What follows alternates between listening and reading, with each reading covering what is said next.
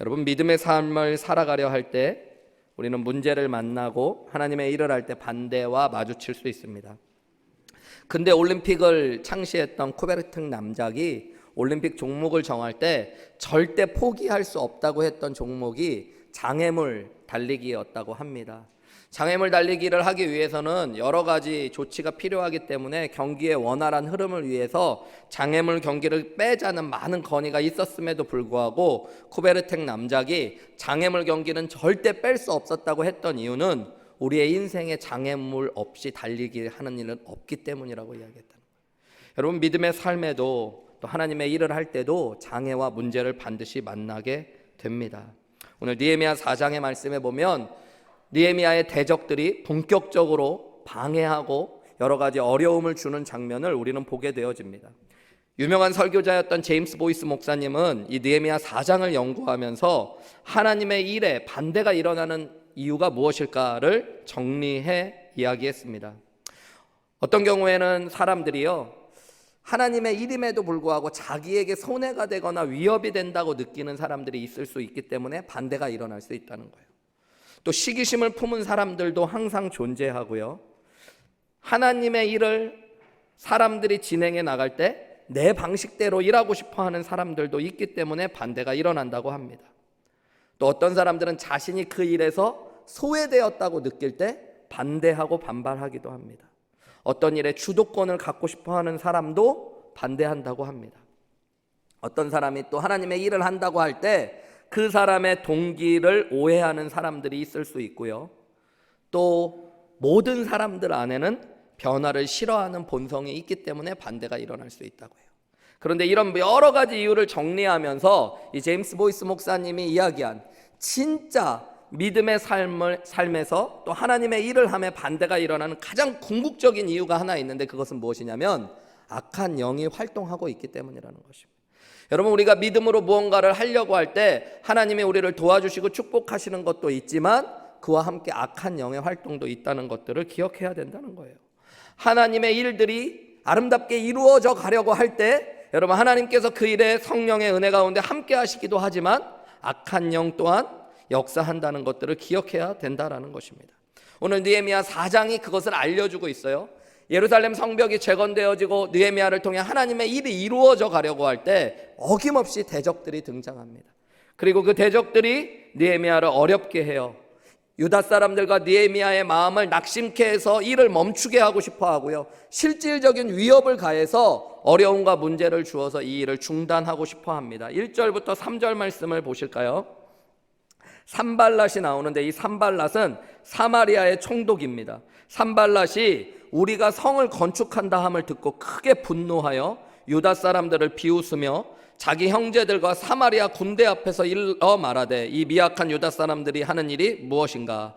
스스로 견고하게 하려는가? 제사를 드리려는가? 하루의 일을 마치려는가? 불탄 돌을 흙무더기에서 다시 일으키려는가? 했을 때에 그 옆에 있었던 암몬 사람 도비아는 곁에 있다가 이르되, 그들이 건축하는 돌 성벽은 여호가 올라가도 곧 무너질 것이다 라고 이야기했대요. 하나님의 일이 진행될 때 바로 옆에 있었던 사마리아를 다스렸던 사마리아 총독 산발랏이 분노하기 시작했습니다. 예루살렘이 강건해지면 자신들에게 위협이 될 거라고 생각했기 때문이에요. 그러면서 그들의 일을 비웃기 시작합니다. 군대를 모으고요, 형제들을 모아서 유다 사람들을 비웃기 시작합니다. 미약한 유다 사람들이 도대체 무슨 일을 하려고 그러는가? 미약한 그들이 스스로 어떻게 견고해지려고 하는가? 이 일들을 하루에 마칠 수 있는 일이라고 생각하는가? 얼마나 오래 걸릴 일인데, 얼마나 힘든 일인데 불에 탄 흙무더기에서 돌을 어떻게 다시 집어 올리려고 하는가? 그 옆에 있던 참모였던 암몬 사람 도비아가 이렇게 이야기했대요. 그들이 짓는 성은 아마 여호가 올라가기만 해도 다 무너질 것이다. 미천한 일을 하고 있다라고 이야기한 것입니다. 조롱하고 비웃기 시작했어요. 아마 이 이야기가 느헤미야서에 기록된 걸로 보면 느헤미야의 귀에도 들렸던 것 같아요. 얼마나 조롱받고 낙심하고 때로는 분노가 일었을까요? 화도 나고. 또한 여러분 9절 말씀에 보면요, 9절 말씀이 아니라 7절과 8절 말씀에 보면 이번에는 산발랏 그리고 도비아가 주변 나라들을 더 설득합니다. 아라비아 사람들, 암몬 사람들, 아스돗 사람들을 다 모아서 예루살렘 성이 중수되어 그 허물어진 틈이 메꾸어져 간다 함을 듣고 심히 같이 분노하여 다 함께 꾀하기를 예루살렘으로 가서 치고 그것을 요란하게 하자라고 꾀를 냈대요. 주변에 있던 나라들을 다 포섭합니다. 산발락과 도비아뿐만 아니라 아라비아 사람, 암몬 사람, 아스돗 사람, 이런 사람들을 다 모아서 이제 우리가 예루살렘을 가서 기습 공격을 해서 그들을 치자, 공격하자. 그리고 그 사람들 안에 소동을 일으켜서 이 일들을 방해하자라고 이야기했다는 거예요. 여러분, 대적들이 실질적으로 활동하기 시작했어요. 하나님의 일이 시작되니까 실질적으로 대적들이 일어난 것입니다. 느헤미야는 이 반대 앞에서 무엇을 해야 됐을까요? 실제로 여러분, 성경의 역사를 보면 느헤미야가 마주친 일이 쉬운 일이 아닙니다. 예루살렘 성은 140년간 무너져 있었기 때문에 유다 사람들은 미약한 사람들이었어요. 그런데 주변의 나라들은 이미 군사력을 갖추고 튼튼하게 서 있던 사람들입니다. 그들이 하나만이 아니라 연합을 해가지고 이스라엘을 공격하려고 하고 있는 거예요. 그리고 그 일을 방해하고 멈추게 하려고 하는 것입니다. 사실은 유다와 느헤미야의 힘으로는 이것을 도저히 막을 수 없는 일이었어요. 여러분, 우리가 믿음의 삶을 살아갈 때, 하나님의 일을 감당하려고 할 때 우리 힘으로는 해결할 수 없는 문제와 반대, 어려움과 마주칠 수 있다는 거예요. 여러분, 이때 무엇을 해야 할까요? 우리가 이제 느헤미야 4장부터 계속 말씀을 살펴볼 텐데요. 결론적으로 오늘 설교의 결론을 말씀드리자면, 여러분, 느헤미야가 한 유일한 일이 있는데 그것이 바로 기도하기 시작했다라는 거예요. 여러분, 우리는 이미 느헤미야가 어떤 기도의 사람이었는지 계속 살펴봤어요. 그는 하나님께서 주신 마음을 붙잡고 금식하며 기도할 줄 알았던 사람입니다. 어떤 일이 시작될 때도 기도하며 준비할 줄 알았던 사람이에요. 오늘 본문의 말씀에 보면 문제와 어려움 앞에서도 그는 기도할 줄 알았던 사람입니다. 왜냐하면 그는 믿음의 사람이었기 때문이에요. 여러분, 믿음의 사람들은 어려움이 오면 낙심하고 절망하고 고민할 때가 아니라 기도할 때라는 걸 알게 됩니다. 여러분, 번잡하고 해야 될 일이 많을 때 더욱더 기도해야 된다는 걸 아는 것이 지혜고 믿음인 것입니다. 문제 앞에서, 대적 앞에서 무릎 꿇지 않기 위해서 여러분, 믿음의 사람들은 하나님 앞에 무릎 꿇는 법을 배우셔야 돼요. 여러분, 우리가 하나님 앞에 무릎 꿇지 않으면 문제와 대적 앞에 무릎 꿇게 된다는 것들을 기억하셔야 됩니다. 그는 혼자만 기도한 게 아니에요. 우리 4절 말씀에 보면 이렇게 먼저 기도해요. 그들이 비웃고 조롱했을 때 4절 초반에 보면 우리 하나님이여 들으시옵소서 하면서 느헤미야가 기도해요. 거기에서 그치는 것이 아니라 9절 말씀으로 가면 우리가 우리 하나님께 기도했대요. 자기만 기도한 게 아니라 자기의 기도가 멈추고 나서 이스라엘 사람들에게 함께 기도하자라고 이야기했던 거예요. 느헤미야와 유다 백성들의 기도를 통해 여러분, 사명의 길이 멈추지 않고 이어져 나가게 되어집니다. 믿음의 길을 멈추지 않고 완수할 수 있는 길이 열리게 되어져요. 여러분, 우리가 깨달을 게 있어요. 앞에도 말씀드렸듯이 문제와 어려움은 우리에게 기도하라는 사인이 되어져요. 그것뿐만 아니라 나의 기도는 여러분, 믿음의 사람들에게 전파되어지고 전염되어지는 힘이 있다는 것들을 믿으셔야 됩니다. 내게 기도에 불이 붙으면 기도는 불과 같아요. 믿음의 사람들은 그 불을 받아 함께 기도하기 시작합니다. 어떤 분들은 이야기해요. 우리 가정이 기도하는 가정이 되었으면 좋겠다. 우리 교회가 기도하는 교회가 되었으면 좋겠다. 여러분, 내 기도의 불을 하나님 앞에 붙여달라고 기도하세요. 내 기도의 불이 붙어 주변으로 퍼져갈 때 하나님이 우리의 기도의 불을 붙여주실 거예요. 제가 이번 주에 사실 말씀 묵상하다가 하나님이 저에게 주셨던 말씀이기도 해요. 우리 교회가 내년에 정말로 더 기도하는 교회가 되었으면 좋겠다고 여러 가지 준비하고 기도하는 것들이 있는데요. 오늘 말씀을 보면서도 하나님, 정말로 우리 교회가 문제와 어려움 앞에서 낙심하고 절망하는 게 아니라 기도하는 교회 되었으면 좋겠습니다. 우리 교회의 성도님들 한 분 한 분이 기도하는 성도님들이 되시고 기도의 응답과 간증이 넘치는 성도님들 되었으면 좋겠습니다 라고 기도하는데, 하나님이 오늘 말씀 준비하게 하시면서요, 느헤미야의 기도가 유다 사람들의 기도로 전파되어진 것처럼 네가 좀 기도해라 하나님 말씀하시더라. 네가 담임 목사인데 네가 기도를 불 붙어서 하면 부목사님들이 안 하겠냐? 부목사님들이 기도하면 또 전도사님들이 안 하겠냐? 전도사님들이 기도하면 성도님들이 안 하겠냐? 여러분, 나의 기도가 우리 가정의, 교회의 목장에 그리고 이 지역의 기도에 불을 당기는 역사가 일어날 수 있다는 것들을 믿고 어려움이 오고 힘든 일이 왔을 때 믿음의 길, 사명의 길을 포기하지 않고 더욱 무릎으로 주님 앞으로 나아가시는 저와 여러분들이 되시기를 주님의 이름으로 축복합니다. 오늘 본문의 말씀을 조금 자세히 살펴보면서요, 문제 앞에서 대적 앞에서 기도했던 느헤미야의 기도의 비밀, 그리고 그의 기도를 통해 어떻게 이 어려움을 뚫고 사명과 믿음을 완수할 수 있었는지 우리 함께 느헤미야의 기도를 통해서 기도의 비밀을 조금 더 살펴보기 원합니다.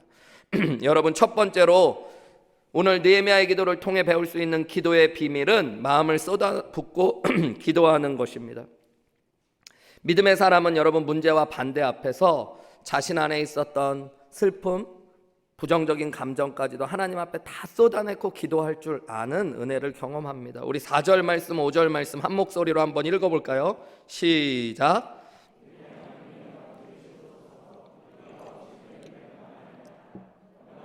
그들이 욕하는 것을 그들의 머리에 돌리사 노략거리가 되어 이방에 사로잡히게 하시고 주 앞에서 그들의 악을 덮어두지 마시며 그들의 죄를 도말하지 마옵소서. 그들이 건축하는 자 앞에서 주를 노하시게 하였음이니이다.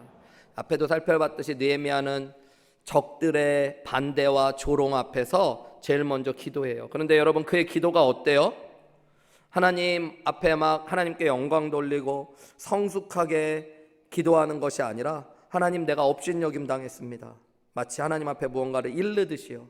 그리고 그들이 나를 욕합니다. 하나님, 그들의 욕이 그들에게 돌아가게 하시고 하나님, 그들이 노략거리가 되게 하시고 이방에 사로잡히게 하시고 그들의 악과 죄를 절대 용서하지 마십시오. 막 이런 기도를 하고 있는 거예요. 여러분, 느헤미야는 지금 자신의 마음 안에 있는 속상함과 억울함과 미움을 하나님 앞에 토하고 있는 것입니다. 여러분, 이것이 믿음의 기도예요. 사실은 시편을 읽어보면 탄원시라고 하는 시들을 만나게 되어집니다. 이 시에는 믿음의 사람들이 하나님 앞에 기도했던 쓴뿌리를 쏟아놓는 기도들이 그 안에 가득해요. 아픔, 상처, 분노를 그대로 하나님 앞에 고백합니다. 사실 저는 처음 시편을 읽으며 이 탄원시들을 접했을 때 적지 않게 당황했던 기억이 있습니다. 어떻게 거룩한 하나님의 말씀에 이런 말들이 다 기록되어 있지? 성경에서 어떻게 믿음의 사람들이 이런 기도를 하고 하나님이 그것을 말씀에 기록해 놓으셨지? 여러분, 탄원시들을 보면 너무 솔직하고 정직하게 그 마음을 쏟아부어서 읽기 민망할 때도 있습니다. 하나님, 저 원수들을 가만두지 마십시오. 그들의 뼈를 하나하나 다 꺾어 주십시오. 막 기도해요. 여러분, 심지어 그들의 이도 다 뽑아달라고 기도해요. 여러분, 그들만 용서하시는 게 아니라 그들의 자손까지도 벌하여 달라고 기도합니다. 원수까지 사랑하라고 하셨던 하나님의 말씀 앞에 그런 탄원시들을 읽으면 도대체 이렇게 기도하는 것이 맞는 건지, 하나님의 말씀 안에 왜 이런 사람들의 부정적인 감정들이 가득 담겨 있는지 고민했던 시간들이 있었습니다. 시간이 지나가면서 시편을 연구하고 묵상하고 신학을 공부하면서 성경이 진리이신 하나님의 말씀이며 이 하나님의 말씀은 모두 다 하나님의 영감으로 기록되었다는 것들을 깨달으며 시편에 있는 탄원시 역시 하나님이 하나님의 마음과 뜻 안에 그것들을 성경 안에 기록해 놓으셨다는 것들을 알게 되어졌습니다. 그러면서 이런 질문을 하게 되었어요. 하나님은 도대체 왜 시편의 탄원시들을 기록해서 하나님의 말씀으로 기록해 놓으셨을까? 그것을 통해 나에게 무슨 말씀을 하시기 원하시는 걸까? 제가 얻은 결론은 하나님은 하나님의 자녀들이 그들 안에 있는 아픔과 슬픔과 고통을 꽁꽁 싸매어두는 것이 아니라, 여러분, 사람들 앞에서 토로하는 것이 아니라 아버지 되신 하나님 앞에 쏟아붓기를 원하신다는 거예요. 하나님은 그것을 정죄하시는 분이 아니라 그것을 받아주시는 분이시고, 우리가 쏟아놓는 미움과 아픔과 상처를 받아내시고 치유하시고 위로하시는 하나님이시라는 것들, 그것들을 통해 믿음의 사람들의 마음을 지켜가신다는 것들을 깨닫게 하셨습니다. 여러분, 어려운 일이 생기면 사람들은 흔히 불평하고 원망합니다.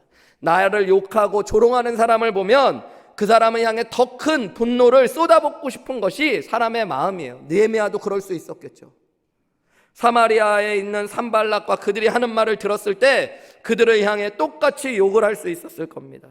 사람들 앞에서 그들을 욕하고 그들에 대한 뒷말을 퍼뜨릴 수 있었을지도 몰라요. 그러면서 부정적인 에너지가 퍼져가고, 여러분, 어떻게 보면 마음을 지킬 수 없는 가운데 관계가 틀어지고 하나님의 일도 중단되었을지도 모릅니다.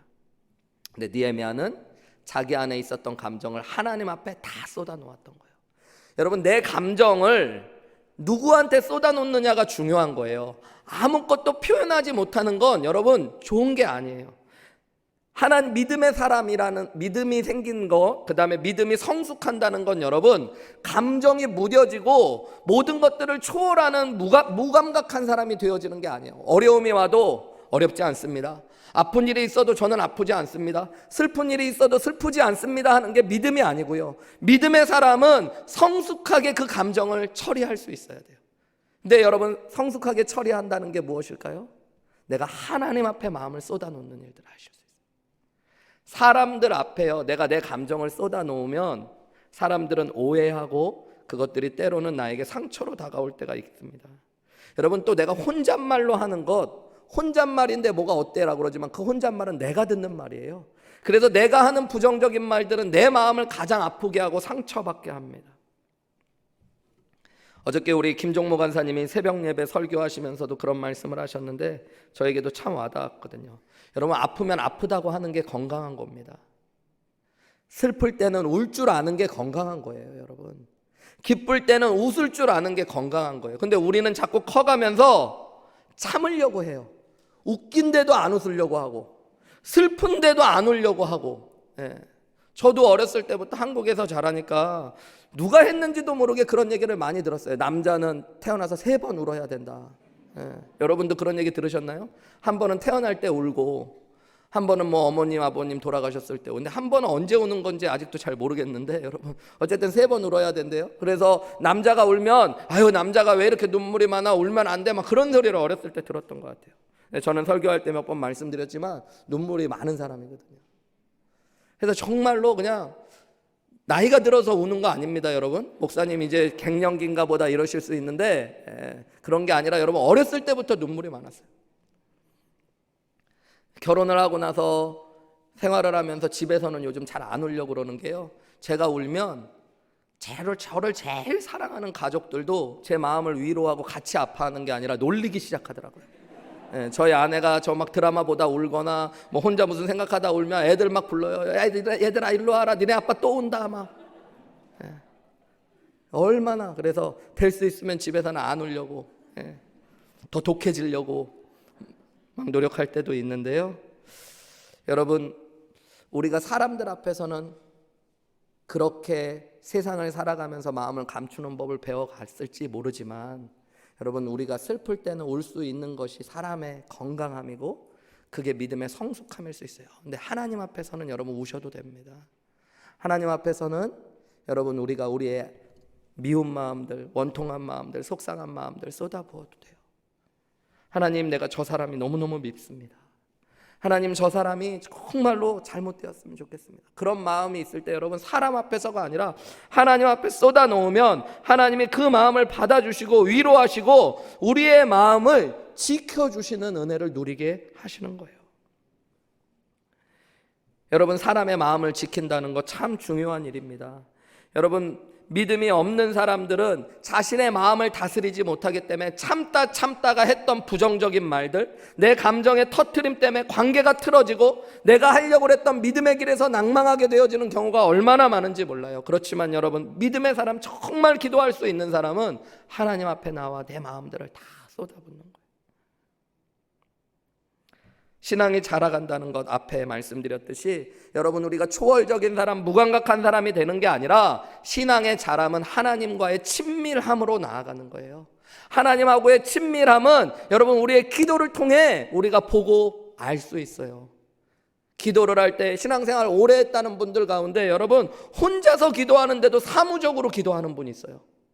하나님 앞에 물론 하나님을 높이려고 그러는 건데 아브라함의 하나님, 이삭의 하나님, 야곱의 하나님, 천지를 지으신 하나님부터 시작한 다음에 하나님 이거 꼭 들어주셔야 됩니다. 이걸 들어주셔야 되는 이유 첫 번째 뭐, 두 번째 뭐, 세 번째 뭐. 여러분, 그런 사무적인 기도 안에는 하나님을 향한 친밀함이 없어요. 여러분, 성숙한 믿음의 사람은 하나님 앞에 나왔을 때 정직하고 친밀하게 기도. 하나님, 내 마음이 지금 무너져 있습니다. 내가 저 사람들의 말을 듣고 하나님 너무너무 원통하고 억울합니다. 하나님 앞에 그 기도를 쏟아부을 때요, 하나님은요 우리의 기도를 그대로 받아주시는 분이에요. 한 번도 얘들아 여기 와서 봐라 얘 또 온다 이렇게 하시는 분이 아니라 우리의 기도를 안아주시고 받아주시고 우리를 치유하시고 위로하시는 하나님이에요. 여러분, 잠언 16장 3절에 보면 노하기를 더디하는 자가 용사보다 나은 사람이고 마음을 다스리는 사람이 성을 빼앗는 자보다 용감한 자라고 나와져 있어요. 여러분, 자기의 마음을 지키고 노하기를 더디하는 거 쉽지 않은 일입니다. 여러분, 이 비밀이 내 마음을 쏟아놓는 기도에 있다는 것들을 기억하시기 바랍니다. 여러분, 사람과 싸우지 않고 사명에 집중하고 믿음의 길을 걸어갈 수 있는 힘이 마음을 쏟아놓는 기도에 있어요.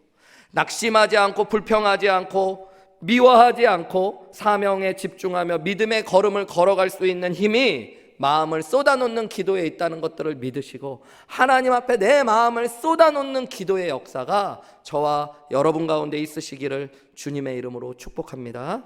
두 번째, 오늘 느헤미야를 통해서 알 수 있는 반대와 믿음 앞에서 하는 믿음의 사람의 기도는 무엇인가 살펴보면 여러분, 문제를 뚫고 나갈 지혜를 구하는 것이 바로 반대와 문제 앞에서 기도하는 믿음의 사람의 기도라는 것입니다. 오늘 본문의 말씀을 보면요, 여러분 8절 말씀에 보면 이런 말씀들이 나와요. 대적들이 다 함께 꾀를 냈대요. 꾀하기를 예루살렘으로 가서 치고 그것을 요란하게 하자. 주변에 여러 대적들이 모여가지고요 함께 고민하고 작전을 세웠어요. 예루살렘 사람들을 멸망시키고 예루살렘 성벽 건축을 멈추게 하기 위한 꾀를 냈는데 그게 뭐냐면 기습 공격을 하고 그 안에 소동을 일으키자라는 것이었습니다. 그래서 오늘 본문의 말씀에 보면요 여러분 9절부터 말씀에 보면, 그런데 느헤미야는 뭐 했대요? 우리가 우리 하나님께 기도했대요. 기도한 다음에 한 일이 뭐라고 나와 있냐면 그들로 말미암아 파수꾼을 두어 주야로 방비했다. 기도한 뒤에 느헤미야가 한 일이 뭐냐면요, 파수꾼을 세우기로 결심해요. 기습 공격이 올지 모른다는 것들을 깨닫고 이렇게 경비병들을 세우는 일들을 시작합니다. 그것뿐만 아니에요. 13절 말씀에 보면요, 내가 성벽 뒤에 낮고 넓은 곳에 백성이 그들의 종족을 따라 칼과 창과 활을 가지고 서 있게 했다라고 그래요. 여기 보면 성의 뒤쪽, 낮은 곳, 넓은 곳 이런 곳이 나오는데 여러분, 이곳이 취약지구입니다. 취약지구. 당시에 전쟁이 벌어지면 높은 지역은 방비하기가 좋았어요. 근데 낮은 지역은 방어가 어려운 지역입니다. 그래서 지금 낮은 지역, 그리고 뒤에 있는 잘 안 보이는 지역, 그리고 넓은 곳이어서 전쟁을 하기 어려운 곳에 칼과 창과 활을 가지고 병사들을 배치했다는 거예요. 취약지구를 보완하는 일들을 합니다. 16절 말씀에 보면요, 그때로부터 내 수하 사람들의 절반은 일하게 하고 절반은 갑옷을 입고 창과 방패와 활을 가지게 하고 민장은 유다 온 족속 뒤에 있게 했대요. 여러분, 느헤미야를 따라왔던 부하들, 하인들을 반으로 나눠갖고 반은 일하게 하고 반은 무기를 갖고 전쟁을 준비하게 했다라고 이야기하고 있습니다. 17절과 18절에 보면요, 느헤미야가 한 일이 또 기록되어져 있어요. 성을 건축하는 자와 짐을 나르는 자는 다 각각 한 손으로는 일을 하고 한 손에는 병기를 잡게 했대요.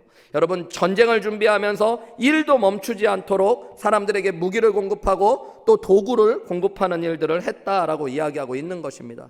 18절에 보면 건축하는 자는 각각 허리에 칼을 차고 건축하는데 나팔 부는 자가 곁에 섰다라고 이야기합니다. 19절에 보면 귀족들과 민장들과 남은 백성에게 이르되 이 공사가 크고 넓음으로 우리가 성에서 떨어져 거리가 먼즉 너희는 어디서든지 나팔 소리를 듣거든 그리로 모여서 우리에게로 나아오라. 왜 나팔 부는 사람을 세웠냐면요, 누군가 침략이 일어나면 나팔을 불고 나면 함께 모여서 전쟁을 대비하도록 하였다는 것입니다. 22절과 23절 말씀에도 보면 예루살렘 공사하는 사람들은 예루살렘 성 안에서 잠을 자게 하고요, 밤에도 파수꾼을 세워서 일을 하고 또 느헤미야와 그 주변에 있는 사람들은 옷도 벗지 않고 물을 기르러 갈 때에도 병기를 잡고 무기를 가지고 나아갔다라고 이야기해요.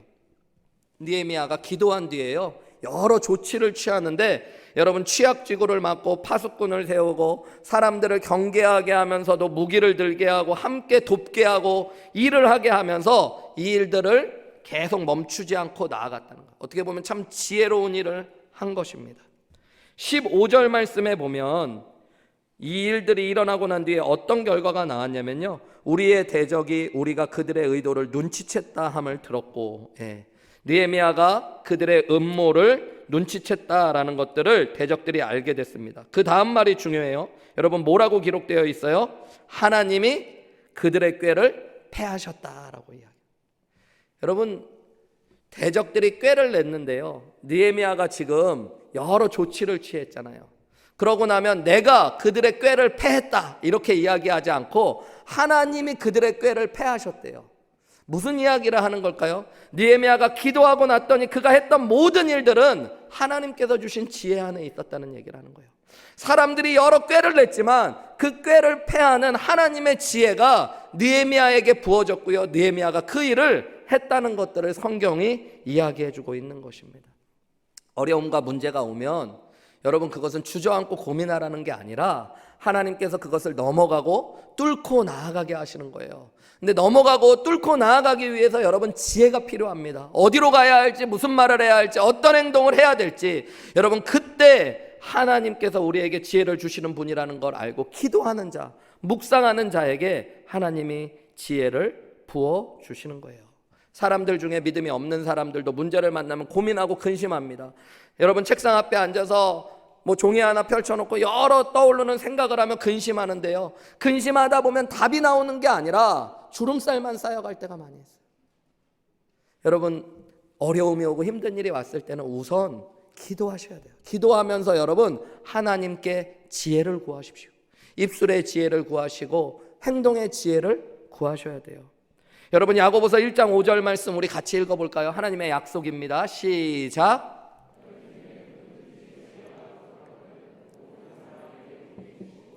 꾸짖지 아니하시는 하나님께 구하라, 그리하면 주시리라. 믿으십니까? 여러분, 하나님의 약속, 너희 중에 누구든지요, 여러분, 누구든지 지혜가 부족하거든 모든 사람에게 후히 주시고, 지혜를 후히 주시고요, 꾸짖지 아니하는 하나님 앞에 구하시래요. 그럼 주신대요. 여러분, 하나님의 약속만큼 확실한 게 어디 있습니까? 성경에 하나님이 약속하신 건 하나님이 하나님의 살아계심으로 보증하시는 것들이에요. 여러분, 우리가 지혜가 부족하면 하나님께 구하시래요. 그럼 하나님이 누구에게든지 지혜를 어떻게 주신대요? 그냥 주시는 게 아니라 후하게 주시고 꾸짖지 않는데요. 전 이 말씀이 너무너무 좋더라고요. 제가 미국에서 살면서 저희 딸들이 둘이 있는데, 저희 아이들이 아주 어렸을 때부터 미국에서 자라다 보니까 공부해야 될 것들이 있는데, 제가 부모로서 도와주고 싶은 마음은 있는데 영어는 어느 순간이 되니까 도와줄 게 없더라고요. 그죠?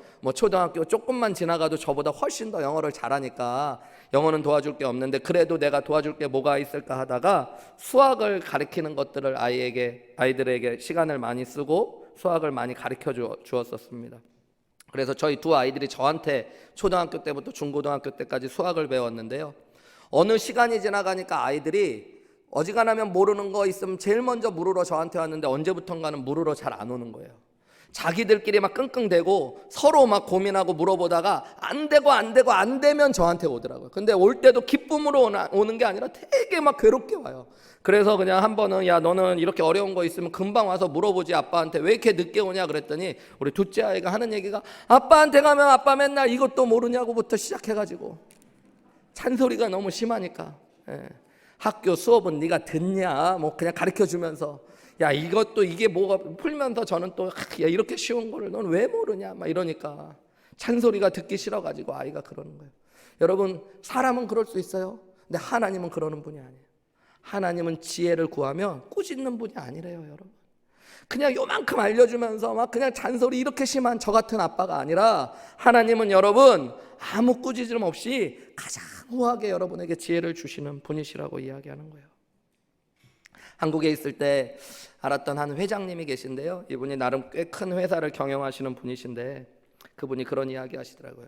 목사님, 저는 진짜 어렵고 힘든 일이 있을 때마다 하나님 앞에 기도합니다. 그럼 하나님이 생각지도 못했던 길들과 지혜를 저한테 열어주십니다. 근데 제가 그렇게 하게 된 기회가 있습니다 라고 저한테 얘기하시는 거예요. 왜 제가 하나님 앞에 기도하는 줄 아세요? 라고 얘기하시길래 뭐 때문이신데요? 라고 질문했더니 그분이 이야기하시는 게, 처음에는 회사를 경영하면서 교회 가서는 기도하고 뭐 믿음의 일, 자녀들 뭐 이런 거는 기도했는데 회사의 중요한 결정, 그 다음에 어떤 회사의 경영적인 문제를 가지고는 하나님 앞에 기도할 생각을 못했대요.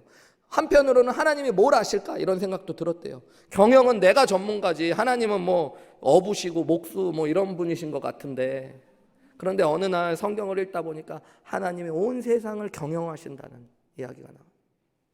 그러다 그런 깨달음이 들었대요.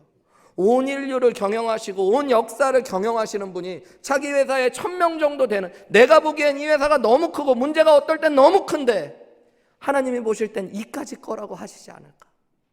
그래서 하나님께 질문하기 시작해요. 그랬더니 하나님이 자기가 생각하지도 못했던, 생각할 수도 없었던 지혜들을 주시고 회사를 인도해 주시는 것들을 경험했다. 여러분, 이게 믿음입니다. 잠언 1장 7절의 말씀에 보면 우리가 잘 아는 말씀 있죠. 여호와를 경외하는 것이 지혜의 근본이래요. 여러분, 이 말씀은 여호와를 경외하라는 말씀이기도 하지만 지혜와 지식의 근원이 여호와께 있다는 것들을 알려주고 있는 거예요.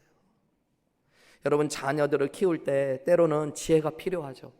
부모로서 보면 애들 문제들을 이렇게 잘 도와주고 싶은데 지혜가 부족할 때가 많잖아요.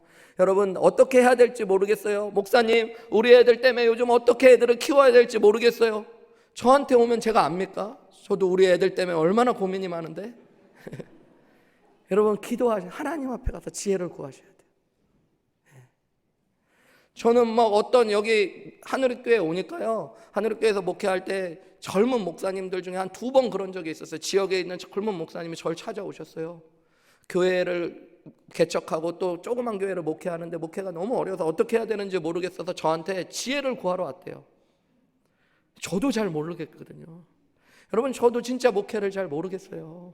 부족한 게 너무너무, 목회가요 여러분 쉬운 게 아닙니다. 행사는 할 수 있어요. H캠프 이런 거는 잘 준비할 수 있어요. 뭐 식사 새롭게 준비할 때 이거 주방 뭐 업그레이드 이런 거는 고민할 수 있어요. 근데 여러분, 목회는 상황마다 너무 다르고 환경마다 너무 다르고 때마다 너무 달라요. 왜냐하면 사람들이 있는 곳이니까. 여러분도 여러분의 마음이 왔다 갔다 하잖아요. 근데 왔다 갔다 하는 사람이 이렇게 모여 있으면 여러분, 목회가 얼마나 어려운지 몰라요. 가만히 있다 자기들끼리 싸우고 자기들끼리 삐지고 시험에 들고. 저도 지혜가 없어요, 정말로. 여러분, 그런데 주님 앞에 지혜가 없기 때문에 엎드리고 주님 앞에 지혜를 구하면 주님이 지혜를 주시더라고요. 책상에 앉아서 이 사람에게 어떻게 말을 해야 되나? 어떻게 하는 것이 지혜로운 것인가? 이 관계를 어떻게 풀어드려야 되나? 이 문제를 어떻게 넘어가야 되나 고민할 때는 근심만 되었던 것이요, 새벽에 주님 앞에 기도할 때 내가 생각지도 못했던, 생각할 수도 없었던 지혜를 하나님이 주시더라고요. 여러분, 그래서 믿음의 사람은 어려움과 문제와 반대 앞에서 지혜를 구하는 기도를 하실 수 있어야 되는 것입니다. 성경의 솔로몬을 보세요. 여러분, 그가 지혜의 왕이라고 불려요. 솔로몬의 지혜를 우리는 너무너무 잘 알고 있잖아요. 그가 원래부터 지혜로웠던 사람이 아닙니다. 성경에 보면 그가 왕이 되었을 때 그에게 두려움이 컸어요. 왜냐하면 여러분, 그가 왕이 됐을 때 나이가 어렸어요. 일단 젊은 왕이었어요. 근데 사실은 다윗도 그 나이에 왕이 됐는데 솔로몬이 왕이 됐을 때 자기를 자꾸 어리다라고 이야기하거든요. 그 이유가 다윗왕과 비교했기 때문이에요. 다윗왕은 완성되었을 때 가장 노년의 완숙함으로 그의 앞에 있다가 세상을 떠나갔는데 솔로몬은 그에 비해 젊었던 거예요. 그리고 다윗은 역사 가운데, 이스라엘 역사 가운데 가장 용감했고 가장 믿음이 좋았고 가장 지혜로웠던 왕이었거든요. 그 뒤에 선다는 것이 얼마나 두려웠겠어요. 여러분, 사람이 줄을 잘 서야 되거든요. 저도 잘 모르고 하늘교회 와가지고 오인균 목사님 뒤에 서가지고 얼마나 고민이 많은지 모릅니다, 여러분.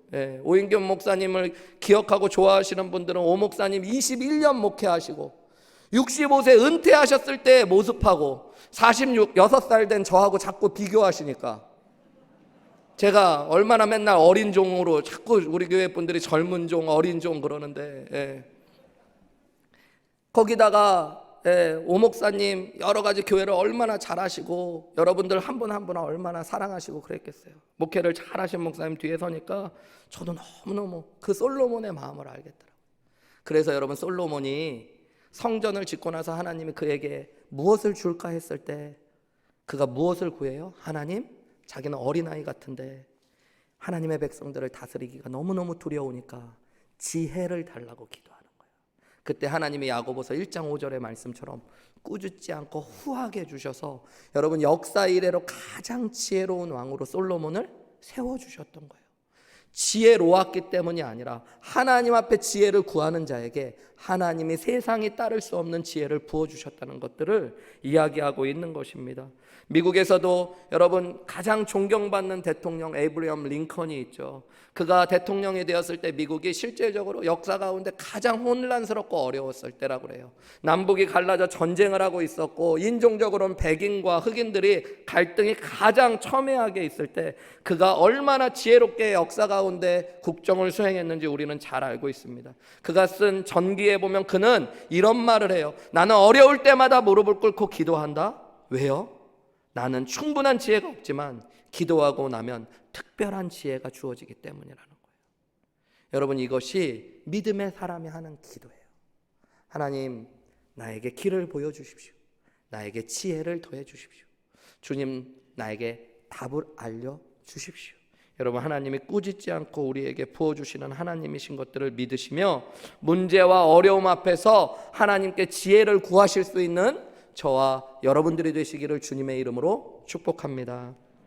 마지막 세 번째, 우리가 문제와 대적 앞에서 기도했던 느헤미야의 기도를 통해 배울 수 있는 기도의 비밀은 하나님의 얼굴을 크게 보일 때까지 기도하라는 것이에요.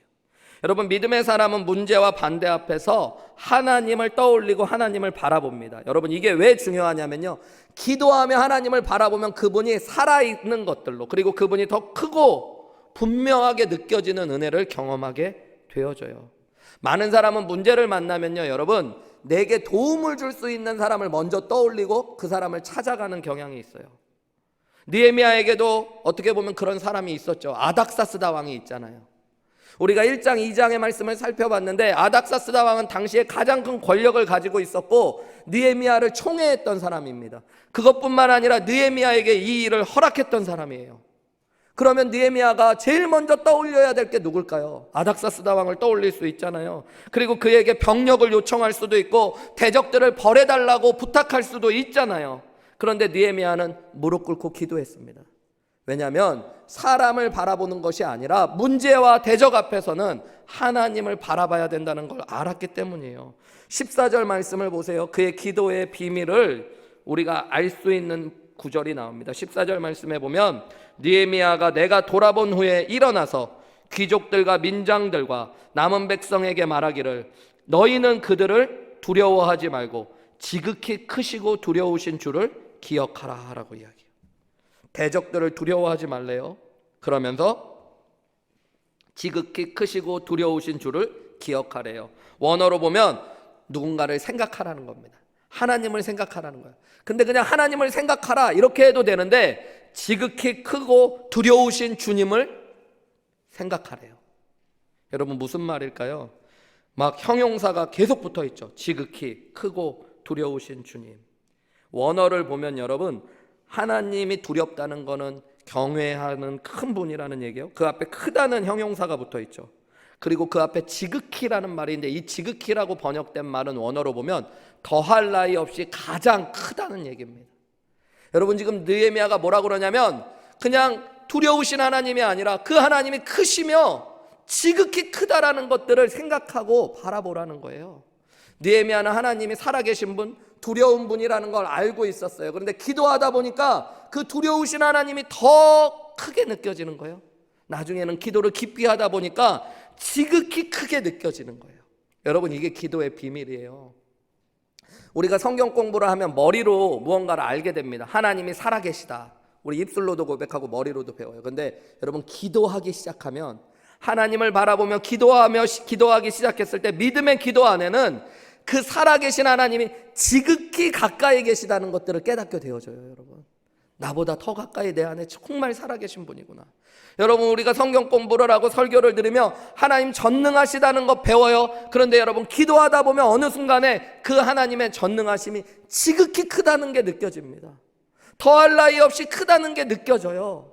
여러분, 계속 바라보면 그분이 크게 느껴지는 것, 그때까지 기도하시면 여러분, 우리는 문제와 대적을 뛰어넘을 수 있는 은혜를 경험하게 되어집니다. 무엇을 통해 무엇을 보느냐가 참 중요하잖아요, 여러분. 저는 어렸을 때부터 사람들 만나면 제 주변에 누구 친구랑 옆에 이렇게 가잖아요. 그럼 제일 기분 나쁜 얘기가 뭐냐면, 어떤 분이 탁 마주쳐서 이런 얘기예요. 제 옆에 있는 사람한테, 너 키 큰 것 같다? 이런 얘기 저는 되게 싫은 거예요. 그냥 여러분들은 왜 이게 기분 나쁜지 모르겠지만 전 머리가 좋거든요. 그러니까 제 옆에만 서면 누가 자꾸 키 커 보인다는 얘기는 나를 매기는 소리일 수 있거든요. 예. 여러분이 누구랑 같이 친구랑 옆에 있는데 누가 여러분 친구한테 자꾸 너 얼굴이 오늘 작아 보인다 그러면 여러분을 매기고 있는 거예요, 여러분. 그런 것도 모르고 내 친구 얼굴 작다 너무 이렇게 좋아하면 여러분 세상을 너무 순수하게 살아가셔요. 예. 어지간한 분들은 제 옆에 서면 다 커 보입니다, 여러분. 예. 여러분, 누구를 통해 무엇을 보느냐가 참 중요한 거죠. 근데 기도할 때 여러분, 하나님이 크게 보이기 시작해요. 우리가 안다는 살아계시다는 그분이 진짜 살아계시다는 걸 기도 가운데 느낄 수 있게 되어져요. 나를 사랑한다는 그분의 사랑이 더 크게 느껴지는 게 기도 가운데 들어갔을 때 경험할 수 있는 은혜예요. 여러분, 믿음은 기도를 통해 하나님을 경험하게 하는 것이기 때문이에요. 기도하면 하나님이 크게 보이고, 기도하지 않으면 여러분 문제가 크게 보이는 이유가 여기에 있는 거예요. 민수기 13장과 14장에 보면 이스라엘 백성들이 가데스 바네아에 서가지고 12명의 정탐꾼을 가나안 땅에 보냅니다. 그들이 아낙 자손들을 보게 되는데요, 아낙 자손들이 생각보다 덩치가 컸던 백성들인 것 같아요. 그런데 이 12명의 정탐꾼이 10명의 불신앙을 가졌던, 신앙이 부족했던 사람들의 보고와 2명의 믿음이 있었던 여호수아와 갈렙의 보고로 나뉘어지죠. 여러분, 그 말씀을 다시 한번 들여다보세요. 민수기 13장 28절입니다. 그러나 그 땅 거민은 강하고 성읍은 견고하고 심이 클 뿐 아니라 거기서 우리가 아낙 자손을 보았다. 10명의 정탐꾼이 보고하는 거예요. 우리가 그 땅 거민을 보았는데 그 사람들은 강하다, 그 성읍은 견고하다, 그리고 우리가 아낙 자손들을 보았다. 32절과 33절 말씀 보실까요, 여러분? 이스라엘 자손 앞에서 그 정탐한 땅을 10명의 정탐꾼이 악평합니다. 이르되 우리가 두루 다니며 정탐한 땅은 그 거주민을 삼키는 땅이요, 거기서 본 모든 백성은 신장이 장대한 자들이며 거기서 네피림의 후손인 아낙 자손의 거인들을 보았나니 우리는 스스로 보기에도 메뚜기 같고 그들이 보기에도 그와 같을 것이다. 거기 갔더니 거기에 모든 사람이 다 장대해 보였대요. 여러분, 그거는 진짜 그곳에 있는 사람들이 클 수도 있지만 내 눈이 지금 연약함을 보고 문제를 크게 보기 시작한 겁니다. 그들이 보기에 마치 우리는 뭐와 같을 거래요? 메뚜기 같을 거래요. 그런데 여러분, 하나님을 날마다 바라보고 생각했던 여호수아와 갈렙 2명은 똑같은 곳을 정탐했는데 전혀 다른 말을 합니다. 민수기 14장 8절과 9절입니다. 여러분, 여호와께서 우리를 기뻐하시면 우리를 그 땅으로 인도하여 들이시고, 여호와를 통해 그 땅을 보잖아요. 그 땅을 우리에게 주시리라. 우리는 과연 그곳은 과연 젖과 꿀이 흐르는 땅이라. 9절 말씀이요, 다만 여호와를 거역하지 말라. 그 땅 백성을 두려워하지 말라. 그들은 우리의 먹이라. 옛날 개역 성경에는 그들은 우리의 밥이라. 그들의 보호자는 그들에게서 떠났다. 원어로 보면요, 그들은 보호자가 없는 백성들이다. 그런데 우리는 우리의 보호자 여호와가 우리와 함께 계시니 우리는 두려워하지 않겠다라고 해요. 여러분, 이게 믿음이에요, 믿음. 하나님을 통해 문제를 볼 수 있는. 근데 그 하나님을 어디서 봐요, 여러분? 기도할 때 우리는 하나님을 기억하게 되고 그 하나님의 크신 얼굴을 경험하게 되어지는 것입니다. 목회를 할 때도 어렵고 힘들 때가 있죠. 여러분, 그럴 때마다 사람들을 보고 문제를 보면 문제가 커 보일 때가 많이 있습니다. 그런데 기도하면서 주님의 얼굴을 떠올려 보면 주님이 내 안에 역사하시는 것들을 경험해요.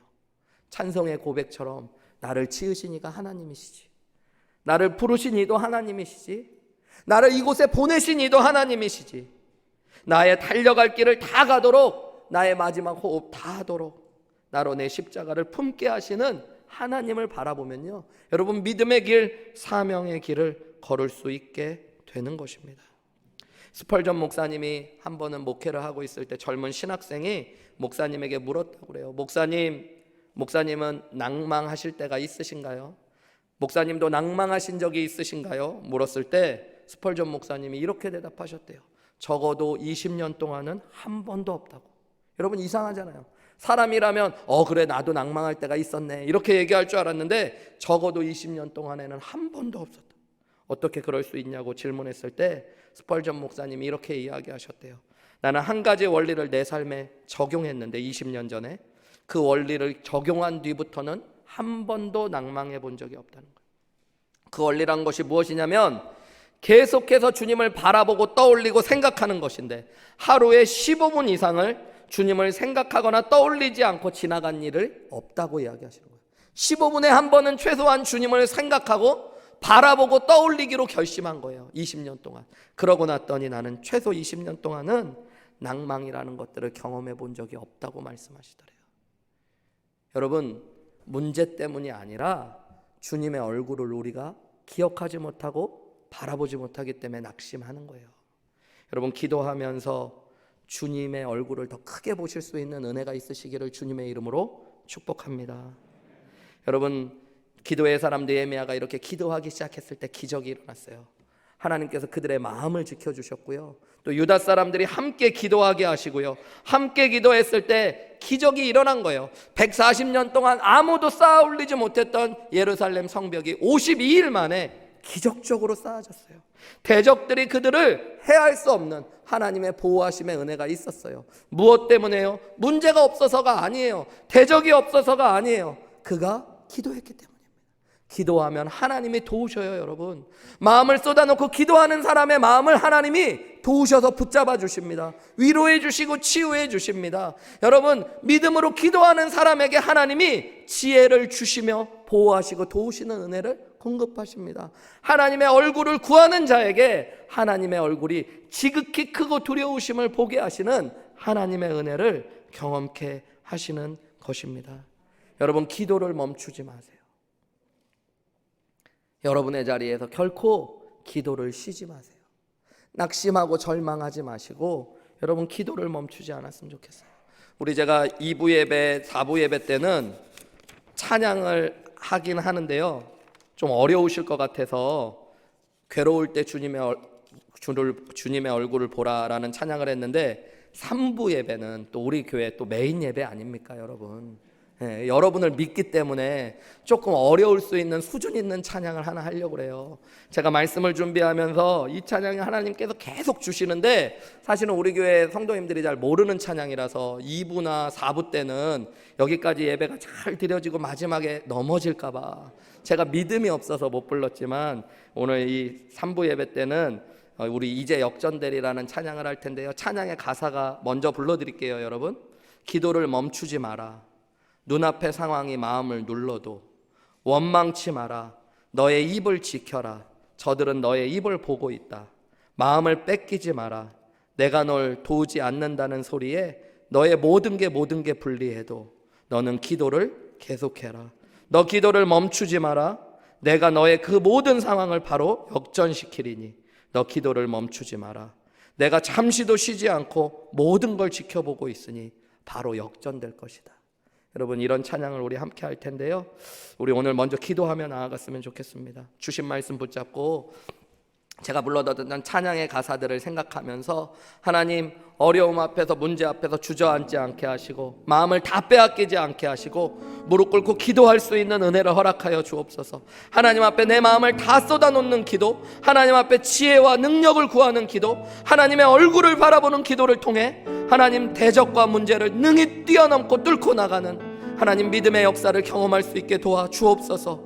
기도를 멈추지 말라는 주님의 말씀 앞에 순종하며 기도로의 입술을 엽니다. 주님 내 삶 가운데 역사하여 주옵소서. 우리 이렇게 함께 기도하며 고백하며 나아가시겠습니다. 기도하시겠습니다.